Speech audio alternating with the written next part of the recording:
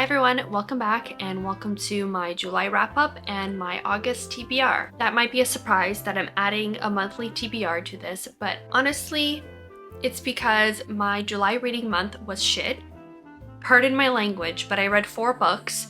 2 I really despised and 2 I liked / loved. And so I thought it would be a nice addition to this video because it would have lasted like 5 minutes to talk about some of the books I'd like to read in August. I don't do monthly TBRs anymore because I feel like I just cannot stick to them, but I do usually have a loose TBR in my reading journal that I write out every month. So we're going to talk about those books. But first, we'll talk about the 4 books I read in July, and we'll go over some stats and my thoughts. So in July, I read 4 books. 2 of them were romance, 1 was a YA fantasy, and 1 was a thriller. With all of those books, I read a total of 1,405 pages, and my average star rating, I think, was like 3.25. And I read 2 of them as ebooks and 2 as physical books. The first book I read in July was Summer Romance by Annabelle Monaghan, my queen. After this book, I have officially graduated Annabelle Monaghan to auto-buy author. Hi, Spice.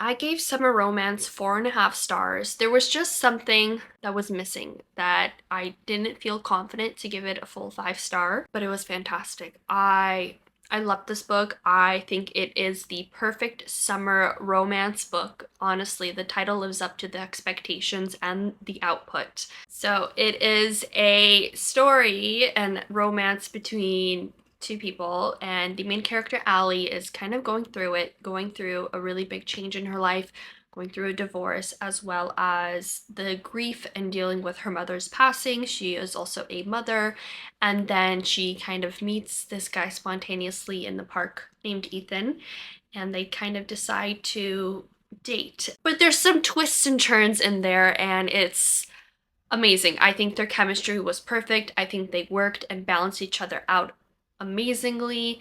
I loved both of them together, but both individually. And it feels like you get an exploration of both their stories, not just Allie. It is third person. You're not in her POV, but it does kind of feel like it. And I feel like I'm a broken record when I always talk about any book Annabelle Monaghan has written, but she is very good at just clearly describing emotions that all of us feel, but we do not know how to put into words. She does it perfectly, and it's just so good, so relatable. I love it. Could not highly recommend it enough. The next book I read was Road of Bones by Christopher Golden. So this is a thriller, sometimes marketed as a horror. I would say more so a thriller than a horror. I gave this 2.5 stars. I do have a vlog, I think, that I talk about both Summer Romance and Road of Bones in, but disappointed, I have to say. I feel like this book, when you read the synopsis and then read the book, they don't really match up. You're kind of given this idea that the story is about 2 documentary videographers, producers, whatever. And they go to the Road of Bones, which is like a road in Siberia that is known, has a lot of history, has a lot of death, but also a lot of like folklore and just history about the people and everything that has happened in Siberia. And so they go there to make a documentary about it, but then they're faced with something unexpected. I felt like when I was going into this book that I was going to get like a mix of folklore and history of these scary things that happen, these like unknown things, seeing these 2 guys kind of unravel the truth about this place that nobody really talks about or knows any factual information about. But then you read it and it becomes kind of like a more so spiritual, animalistic type post-apocalyptic vibe. And by the end of the story, it was just like, what the hell am I reading? I didn't like the ending. I thought the ending was rushed and a little out of pocket. I don't know. Just wasn't a fan. Very disappointed. I would probably unhaul this book. I'm a very mixed bag when it comes to thriller, horror, all of that stuff. It's either I really enjoy it or I hate it. And this, unfortunately, just was me not liking it and not liking the experience in the story. So hopefully maybe one of you guys will like it, but it just wasn't for me. The next book was an even bigger disappointment, and I am ashamed to say this. Not so ashamed, but just really devastated that this is the outcome of me reading this book. And without me being so dramatic, I read A Novel Love Story by Ashley Poston, and I gave it 2 stars. Me and her got history. I read some of her like prior, I think the series is like Geekerella. I read 1 book or 2 books in that series. I read another one, and then I feel like once she published The Dead Romantics, she became very, very, very popular. And I read The Dead Romantics. Wasn't my favorite, but I didn't hate it. I think I gave it a good like 3.5 to 4 stars. Then I read The 7-Year Slip last year, and it was one of my favorite books of last year, maybe my favorite romance of last year. I gave that 5 stars. It's like 6-star category. So when it was announced that she was releasing a new book, I was so excited. You do not understand. So I get this book.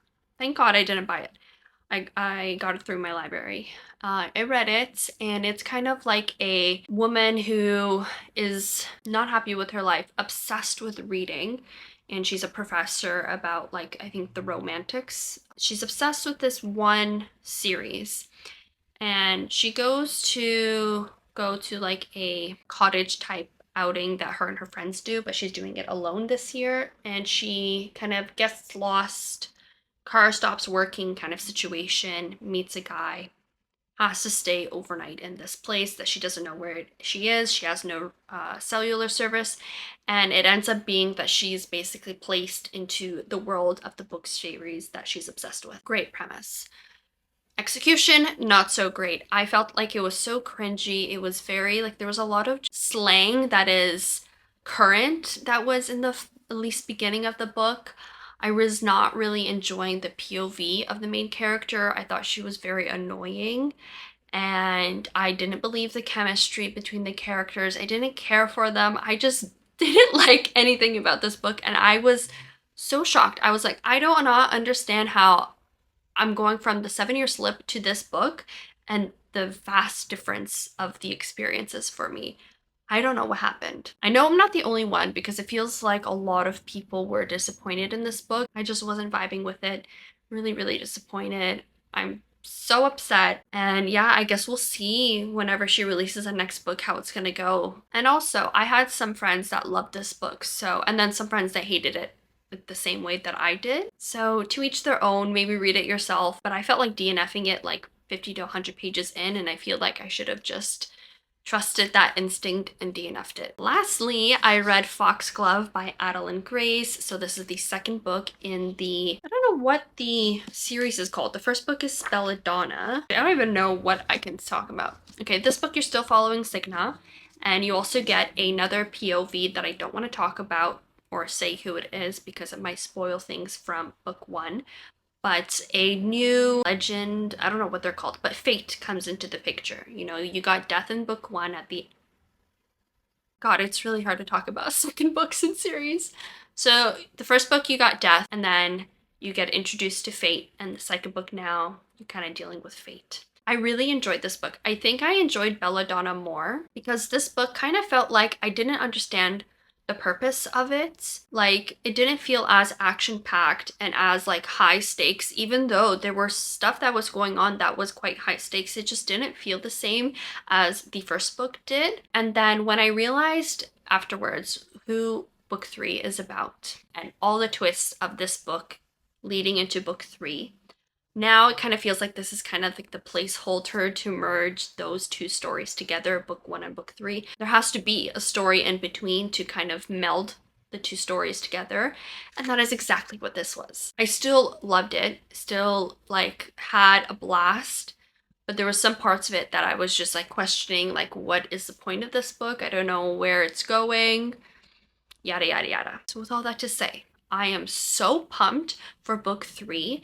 It is going to be so good. It is definitely going to be enemies to lovers, and the 2 characters, I just know that their banter in the enemy part and the lover part is going to be so good. I cannot wait. It comes out literally in August, so I'm so excited. But yeah, if I didn't say, I gave Foxglove 4 stars. And those were the 4 books I read. A very sad reading month, I have to say. I don't know. this like slump I keep saying I'm in, it just gets worse. So I'm just not going to talk about it, and we're going to hope for the best. And let's just quickly go over some of the books I'd like to read in August. Most of these books are a part of some type of TBR that I have for this year. So I think majority of these were from my summer TBR, and then a few are from my 24 and 2024. And then there are some stragglers of just random books that I'm getting from my library very soon, so I want to read them in August. The first 3 books are from my summer TBR. We've got 2 classics. We've got Emma by Jane Austen.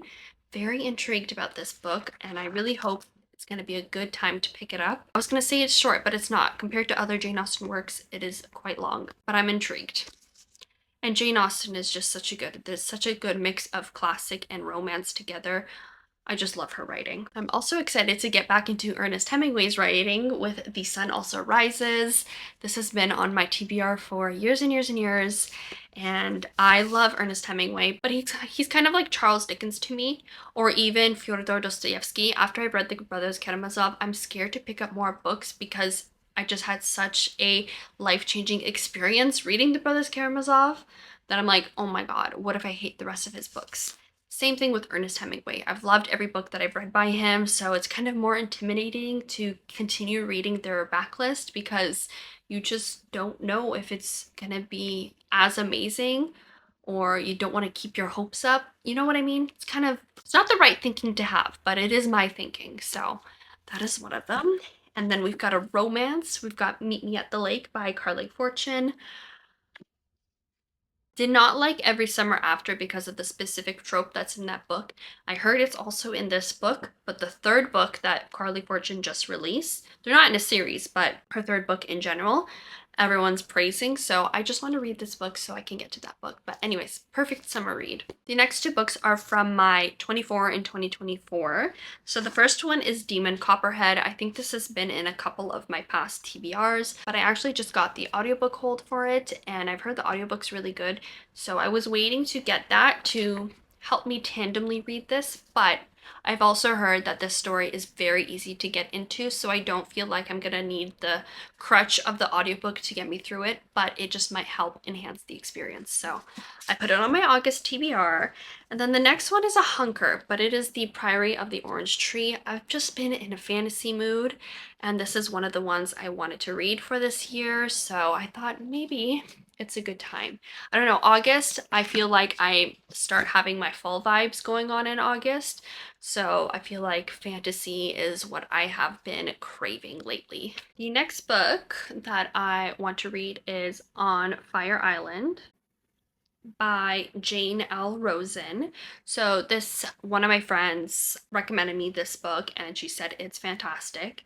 And so it's been on my radar for a while now, and I should be getting my hold like in the next week or so. So I definitely want to pick it up in the summer, and it is a summary book, so I'm excited for that. And then I have also The Unmaking of June Farrow by Adrienne Young. Like, I got the loan and I was like, can you deliver like the first week of August, because I just had so many books that I was loaning from the library. This I've heard amazing things about, and yeah, I feel like I need to read it as soon as possible so I can understand the hype. And then lastly, we've got The Rom-Commers by Catherine Center. So this is her newest release. I just got the loan from the library, so I am so excited and pumped to get to it. I really, really want to start it probably next week, because right now I'm in the middle of a certain video for YouTube. But once I finish those books, then I will definitely start picking up all these romances, because I need something to get me out of this poor reading month. Thank you guys for sticking around and watching. Let me know if you've stuck it to the end of this video. If you have, let me know what is on your August TBR. I would love to know. And let me know what you read in July. Hopefully you guys had a better reading month than I did. And hopefully in a month's time, we'll be back reunited together where I can talk about the 15 books I read in August, because that is the vibe I'm going for and the vibe I want, but we'll see how the execution goes. Thank you all for watching. We will see you very, very soon, and we hope you have a fantastic day ahead. Bye! Lazy Sunday mornings, hiding under covers. I don't mind staying in with you. Play your favorite movie, laying right beside me. I don't mind when it's just